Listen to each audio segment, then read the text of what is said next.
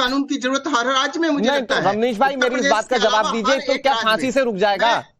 नहीं, भाई छोटी बच्चियों को रेप से बचाने के लिए फांसी का प्रावधान लेकर आए थे, कहां रुक रहा है छोटी बच्चों से रेप? इसको अगर अभी हटा दें, जब आपने सवाल पूछा है तो आप सुन लीजिए कि अब आप सुन लीजिए अनुराग जी, मैंने कहा कि जब कानून में सख्ती तभी लाई जाती है जब अपराध जो है ना बृहत रूप का धारण कर लेता है। खास करके जो नाबालिगों की सुरक्षा सर्वोच्च प्राथमिकता है।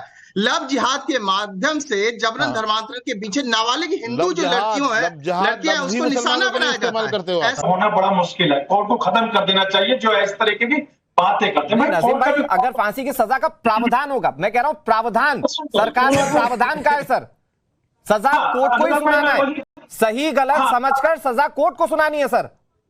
हाँ अनुराग भाई, जब ये बात है, पहले आपने प्रावधान कर दिया कि फांसी देनी है तो सिर्फ कोर्ट के बाद क्या, आपने खुद ही कह दिया फांसी से। नजीम भाई हमारे देश में रेप को लेकर फांसी की सजा का प्रावधान है क्या? सारे रेप केसेस में सबको फांसी दे दी जा रही है? बात कर रहे हैं अजीम नजीम। हाँ अब सुन तो लीजिए अनुराग भाई, देखिए अब जिस तरीके से धर्मांतरण की बात आती है, आप किस तरीके से बिना भेदभाव के इंसाफ कर सकते हैं? भाई अगर मुसलमान होगा तो जाहिर सी बात है उसके लिए फांसी का प्रावधान सीधा रख दिया गया। अब मगर दूसरा होगा नहीं नजीम भाई, ये मैं सॉरी दूसरे कर रहा हूं, ये मुसलमानों के लिए फांसी का प्रावधान थोड़ी आ गया है। प्लीज अनुराग भाई सुन तो लीजिए, जब नजीम भाई मैं गलत थोड़ी बोल रहा हूं,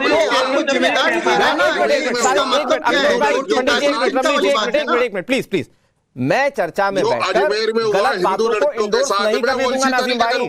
आप लोग मुस्लिम धर्म के लोगों को ये बरगलाने की कोशिश कर रहे हैं कि ये सिर्फ मुस्लिमों के लिए आएगा। ऐसे हमारे देश में कोई कानून नहीं है कि किसी एक धर्म पर लागू हो सिर्फ वो। लफ्ज़ात क्यों भूल रहे हो नजीम भाई? देखिए अनुराग भाई, आपने कहा कि किसी एक धर्म पर लागू हो, तो मैं आपको बता देता हूँ कि अगर मुस्लिम लड़का होता है, हिंदू लड़की होती है, जाहिर सी बात है नजीम भाई, हिंदू लड़का होता है, मुस्लिम लड़की होती है, तो इसके बाद अमितोष भाई, इसके बाद गुनहगार तो दोनों है, मुस्लिम भी और हिंदू लड़का भी, दोनों गुनहगार है, लेकिन सजा एक को मिल रही है। अगर कानून सबके लिए बराबर, तो मुस्लिम लड़के के लिए जो कानून है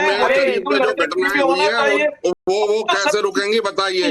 अनुराग जी छोटा सा सवाल है, अजमेर शरीफ में जो लड़कियों के साथ घटनाएं हुई है वो कैसे रुकेंगी? तो घर वापसी। अरे सुन लीजिए, आप सुन लीजिए,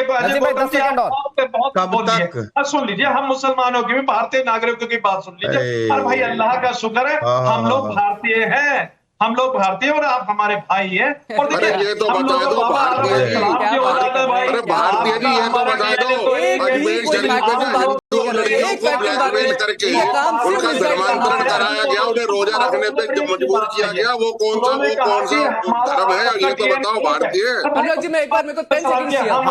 ठीक है नजीम भाई एक मिनट, मुझे एक चीज समझ में सही जवाब मैं बस अमितोष जी का कमेंट लेके आ रहा हूँ। अमितोष जी आप अपनी बात को कहिए, लेकिन मुझे ये चीज और समझाइए कि ये तो प्रावधान की बात अभी हो रही है और इस प्रावधान में मुस्लिम पक्ष को ये लग रहा है कि ये सिर्फ मुस्लिमों के लिए।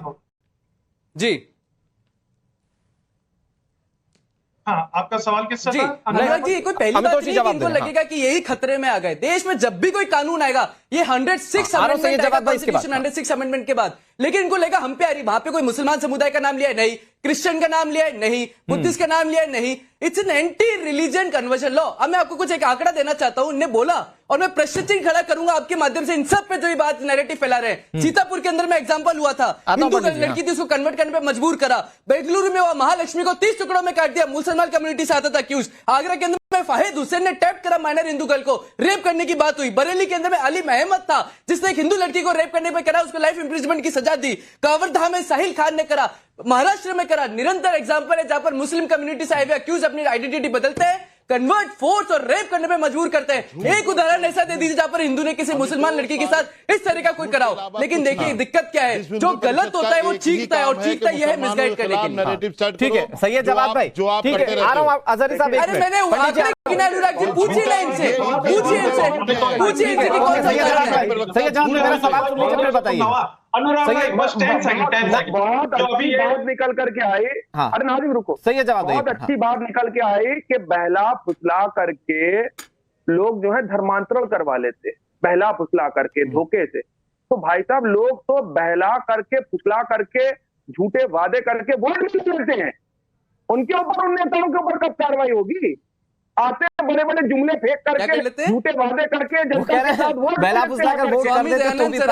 मारने वाला अब्दुल रशीद था सैयद जमात, पता करिए जाके। सुनिए एक मिनट सर, 10 सेकंड अनुराग भाई। पंडित जी इसके बाद कोई फैक्ट्स नहीं, कोई स्टैटिक्स नहीं, कोई आंकड़े नहीं, कोई लॉ नहीं है। नजीम भाई आऊंगा प्लीज एक एक करके। दिल्ली के अंदर देखो महिलाओं के साथ कैसा छलावा करा। दिल्ली के अंदर कहा गया कि महिला दिवस के दिन 2500 रुपए अकाउंट में आएंगे पहली कैबिनेट में, नहीं आए, धोखा दे दिया महिलाओं को। ये अच्छा सैयद जवाद भाई ठीक है ना, आज आप पॉलिटिकली क्वेश्चन, मैं सम्मान करता हूं क्वेश्चन का, आप इससे पर्सनली महिलाओं को सम्मान निधि मिलने पर आप पर्सनली इसे खुद के साथ जोड़ सकते हैं, मुझे इसमें आपत्ति नहीं। बट मैं सैयद जवाद भाई एक चीज जानना चाह रहा हूं, ये जो धर्मांतरण पर फांसी की सजा का प्रावधान है, इसमें तो पहले तो कोई ये धर्म की बात हुई नहीं ना, धर्मांतरण कहा गया, कोई भी करेगा तो फांसी की सजा का प्रावधान है। ये कुछ लोग जो मुस्लिम धर्म से आते हैं ये अपने ऊपर ही विशेष तौर पर क्यों देख रहे हैं? क्यों ले रहे हैं भाई? वो हिंदू धर्म पूछ रहा है कि ये तो चोर के दाढ़ी में तिनका वाला मामला है। ये संविधान के विरुद्ध है। Article 14, article 21, 25। दूसरी सबसे बड़ी बात कह रहा हूँ, अरे कौन पाकिस्तान का संविधान पढ़िया है इनके? आप बेंगलोर उसका, मलेशिया का पढ़िया है, मॉरिशस का पढ़िया है, ईरान का पढ़िया है। ईरान तो भारत के संविधान के विरुद्ध नहीं है मेरे भाई। बात हो रही जाति जिहाद पे भी बात कर लीजिए। अगर कोई छोटे धर्म का लड़का कोई जवाब भाई, मैं देखता हूँ आप लगातार सारी चर्चाओं में बैठते हैं, लेकिन आज का मुद्दा रहने देते हैं, आज के मुद्दे पे बात करते हैं। मैं समझ गया आप महिलाओं को 2500 नहीं मिला, आपने जेल पे नहीं दिया, ठीक है। आज का मुद्दा धर्मांतरण पर फांसी की सजा का प्रावधान है। पंडित जी प्लीज जल्दी से अपनी बात करिए। वो कह रहे हैं जानबूझकर मुस्लिमों को टारगेट किया जाए। देखिए फांसी की सजा क्यों जरूरी है, इसका जीता जागता उदाहरण है अजमेर कांड।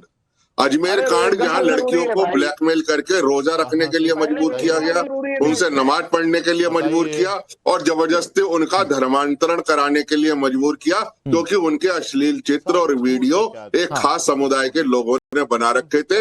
इसलिए आज देश की सबसे बड़ी मांग है कि अगर कोई भी डरा के करता है तो उसको सिर्फ और सिर्फ फांसी होनी चाहिए, चौराहे में फांसी होनी चाहिए। ये जो अजमेर वाला कांड हुआ, इस तरह के मामले रोकने के लिए इस तरह के कड़े प्रावधान की जरूरत है। हजारी साहब, ये लोग सिर्फ मुसलमानों के खिलाफ नैरेटिव, देखिए अभी आप बोल रहे थे चोर की दाढ़ी में तिनका, अभी आपने कहा वो हिंदू पक्ष कह रहा है, आप बोले परेशानी सिर्फ आपको है। देखिए आप ये जो जिम्मेदार लोग बैठे हैं, अमितोष पारिक जैसे लोग, इनके निशाने पे कौन है? मुसलमान है ना। ये इनडायरेक्ट ही सही निशाने पर बहुत ज्यादा इसलिए कड़े कानून का स्वागत कर रहे हैं। आप जैसे नहीं हो, जितने कानून नहीं है साहब, आप तो फैक्ट्स पे बात करिए। नूर अहमद अजहरी रोज बैठ के डिबेट करने से अपने आप को डिबेटर मत समझ लीजिए। कर रही है, ये किसी से छिपा हुआ नहीं है।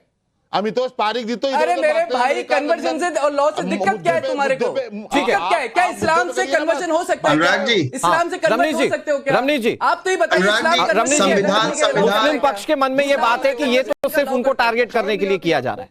अब ये शंका भी तो दूर होनी चाहिए ना रमनीश्वत। शंका तो बहुत साल पहले ही दूर हो गया था, और शंका तो दूर करने का संविधान निर्माता जो हमारे बाबा साहब भीमराव अंबेडकर, उन्होंने ही शंका दूर कर दिया था।